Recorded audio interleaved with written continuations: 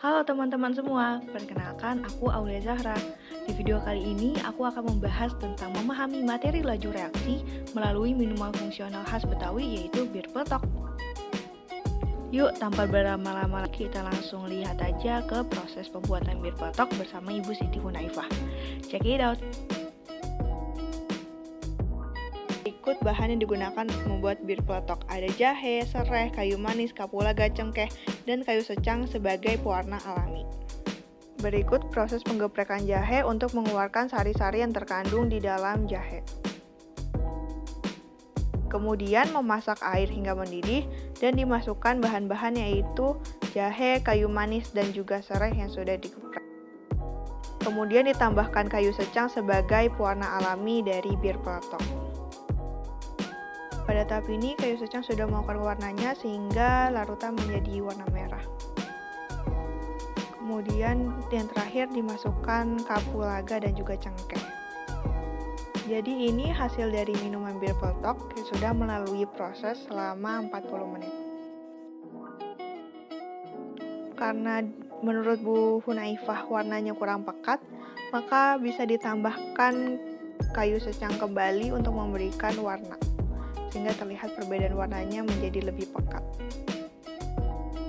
Bir peletok dapat disajikan dingin maupun panas tergantung dari selera masing-masing individu. Seperti saya lebih menyukai bir peletok yang disajikan dingin, sedangkan Bu Hunaifah lebih suka bir peletok yang disajikan lagi hangat.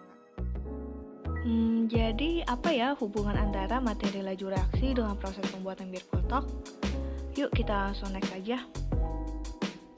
Nah, jadi hubungan antara laju reaksi dengan proses pembuatan bir peletok adalah pada materi faktor-faktor yang mempengaruhi laju reaksi. Jadi, terdapat 4 faktor yang mempengaruhi laju reaksi, yaitu ada konsentrasi, ada katalis, ada suhu, dan luas permukaan. Pada video kali ini, kita akan membahas salah satu faktornya yang berkaitan dengan proses pembuatan bir peletok, yaitu faktor luas permukaan. Kita sudah melihat bagaimana proses pembuatan bir peletok bersama Bu Siti Hunaifah. Pada proses tersebut terdapat proses penggeprekan jahe. Pada proses jahe yang digeprek, hal ini menjadikan luas permukaan jahe menjadi lebih luas sehingga lebih banyak yang berinteraksi dengan molekul air.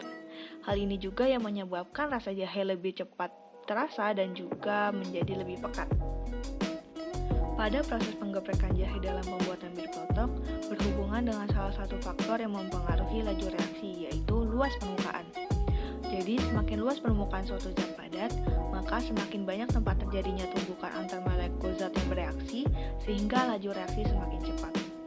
Bisa diingat juga nih teman-teman dalam faktor luas permukaan, kecepatan laju reaksi berbanding lurus dengan luas permukaan reaktan. Untuk menambah pemahaman kita dalam materi faktor yang mempengaruhi laju reaksi dalam faktor luas permukaan, yuk kita simak visualisasi berikut. Berikut adalah visualisasi perbedaan fenomena tumbukan antara zat dalam bentuk bongkahan dan juga zat dalam bentuk serbuk. Pada bentuk bongkahan hanya sedikit molekul yang bertumbukan, sedangkan pada bentuk serbuk banyak molekul yang bertumbukan dengan zat padat. Banyaknya molekul yang bertumbukan menyebabkan reaksi lebih cepat terjadi, sehingga laju reaksi pun semakin cepat.